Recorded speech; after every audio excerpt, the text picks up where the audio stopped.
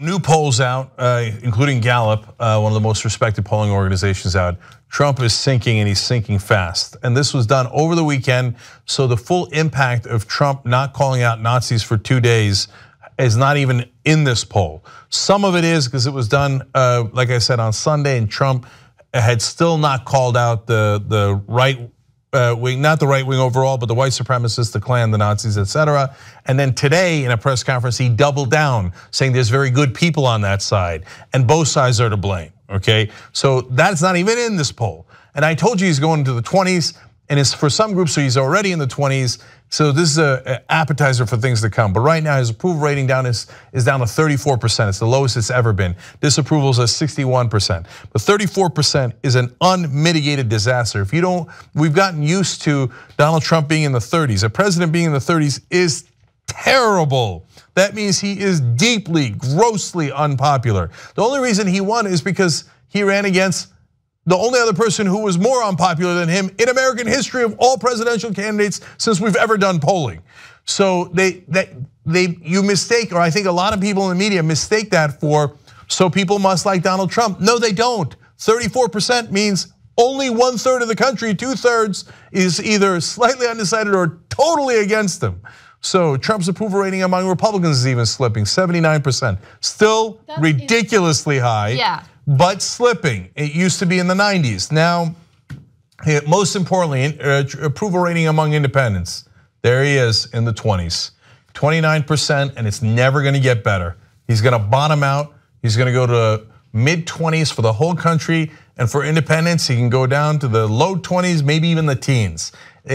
He's already in a world of trouble.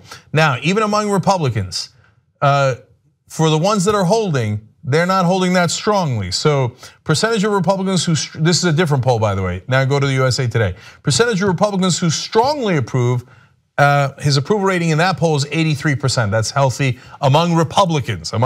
But even in that poll, percentage of Republicans who strongly approve had dropped by double digits to 59% from 73% in February. You could still say, oh my God, Republicans, 59% of Republicans still strongly approve of the president. But they're low information voters, and I'm gonna show that to you because they asked them. The part that I love is not the polls, it's actually the focus group that they did in this case. But even the strong approval dropping. How can you strongly approve of this? Okay, so they asked Trump supporter Dwayne Gray. They talked to 25 Trump supporters. Now you want the bad news? Out of the 25 who voted for Trump, all 25 would still vote for Trump. Again, this was done before Charlottesville, so a little grain of salt on that, but still, okay? But they asked Dwayne Gray, did he meet your expectations? And he's like, I don't know. He says, I don't know what I expected. I just didn't want Hillary in there. Ding, ding, ding, ding, ding, we have a winner. That's the whole election. That sentence right there was the entirety of the election. And people make it seem like, oh no, but people like Trump. They don't like Trump. Some do, obviously. I'm gonna give you some quotes here, but most people think, I didn't want the establishment. I hate the establishment. Hillary Clinton was the perfect example of the establishment. When you say that, people on TV cry because they love Hillary. But I'm not saying that the voters are, you idiots. She lost. She lost because of that. We didn't make her lose. The people didn't like her. They don't like you. That's what you don't want to hear. If you're on TV making $1 gazillion, they don't like you. You're part of the establishment. So that's why they lie to you all day. Okay, Daniel Cohn, as to why he's very frustrated now. This is also a really bad sign, not for Trump, but the Republicans overall. He said, killing Obamacare was a key component of the Republican platform, and I believe all the Republican senators campaigned on that very issue. The inability to move forward is embarrassing and disgusting. So Trump has done so much damage to the Republican Party. He walked in there, now he's blaming Mitch McConnell for it. Now all his voters are angry because they're authoritarian. So they're like, we believe in the dear leader. The dear leader tells us it's not his incompetent ass, it's the Republicans in Congress. Now I hate the Republicans in Congress. Well, wait for the shellacking in 2018 and absolute crushing in 2020. Because no one could have undermined congressional leaders on the Republican side better than Trump has.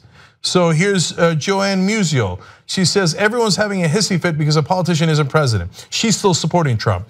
Cut and dried, he's not a politician and doesn't fit in your little clique here. So they're trying to cause a ruckus for him. So she's holding strong. Let's go to Barney Carter. He says, I was very disappointed in the way he ripped up Jeff Sessions, who was basically the first one to sign up. So that's now having an effect. They're like, look, man, Jeff Sessions, we know he's been on our side forever. Jeff Sessions ain't nobody's moderate. Forget liberal or progressive. He's maybe the most conservative senator he was on the Republican side. And if he's criticizing Jeff Sessions, these voters are going, wait, now this doesn't make sense.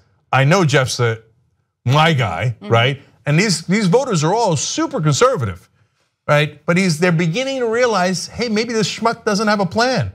Maybe he just lashes out at everybody because it's all about him. Maybe he's not really fighting for conservative causes. He's only fighting for Donald Trump. Yeah, it's really weird because during his campaign, he was very detailed about his policy ideas and how he would achieve them. It's weird that he's not actually succeeding in any of that. Yeah. And by the way, others that I'm not quoting here, but if you read the USA Today piece, you can see are also saying, wait, like we thought he was why isn't he managing his way out of this?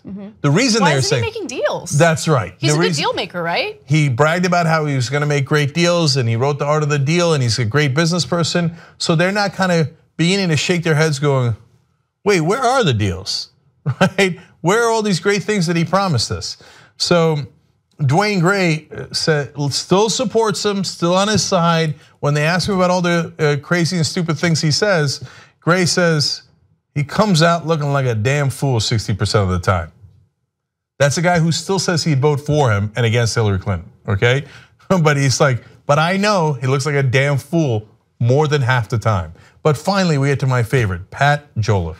I've been telling you guys on the show all this time about a woman I was calling a Kansas mom, like an average voter. She's right wing, she's God-fearing Christian. She's always voted Republican, and you might not like her opinions on a lot of things, including LGBT rights. But at least she's not a monster. She's not a monster, okay? She's not a bad person. She doesn't go to KKK rallies. She's disgusted by that, etc. Right? Well, we found her. She's not in Kansas. It turns out she's in Indiana, and her name is Pat Joliffe, and she's in this focus group. One of the things she says is, his words, once again, are some of his worst enemies. So Pat's beginning to realize this guy might be a dumbass, okay? So she says, by the way, about Sean Spicer, oh, he was a sweetheart. I'm telling you, this is the mom I was talking about. But about Scaramucci, he says, oh, I didn't like him. He was too crass. You see what I'm saying? She's a decent person. She just has some old ways of thinking. She's a conservative, but she looks at it and she thought, oh, I don't like Hillary, right? And Donald says he's on our side, and then she looks at Scaramucci, she's like, ooh, all that cursing, I don't like it. Sean was nice. I wish I could be a fly on the wall as assuming that she did read Ryan Lizza's New Yorker piece with his exchange with Scaramucci. Oh, yeah. Auto inflatio and all of that. Like, oh, no, she doesn't like that. Pat doesn't like that. And then she said about Trump, and this gets to the heart of it. He comes across as a bully, a tyrant, somebody who always has to have his way. Ding, ding, ding, ding, ding. We have a winner. I told you he was going to lose those Kansas moms, and he's right in the middle of losing them.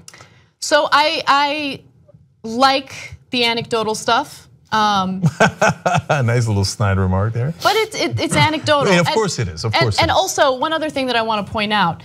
But the polls aren't. The polls are not anecdotal. But keep in mind that polls rely on self-reporting. And I think one of the problems with the polls prior to the election taking place was that some people will not admit to pollsters, what they really think about Trump. And so people claimed that they weren't going to vote for him, and then they ended up voting for him. And so I don't want to overestimate this poll. But it's a series of polls, and every poll has them dropping. So look, guys, Anna's of course right. You can't take just single anecdotes or a couple of anecdotes, and like Mitt Romney used to say, well, a lot of people come to my speeches, so I guess I'm going to win. That's not how it works. But the polling absolutely positively indicates he's dropping. And by the way, it's easy to say, oh, well, the poll said he wasn't going to win. No, but there was a clear error in those. They were polling likely voters, and he brought in people who were not likely voters. The same reason Bernie Sanders outperformed the polls in the primaries. So there is an actual explanation for that. And so the trajectory of the polls is absolutely clear. And I think that the anecdotes Look, maybe it's confirmation bias on my side, but they certainly confirm what I've been telling you for the last 6 months. I told you this was gonna happen. I told you these were the thoughts they were gonna have, and here they are, that's the thoughts they have. He hasn't even lost them yet. Despite all this, they would still vote against Hillary Clinton. And by the way, we were right about that. We told you they don't like the establishment. And so the only thing that Democrats can do to lose to a guy like this again is to make the same mistake and to put up someone that is an establishment figure that they view to be as part of the elites. And then they go, well, I don't know what to expect from Trump, and he's a bully and a tyrant, and what he says doesn't make sense, but no way I'm voting for the elite.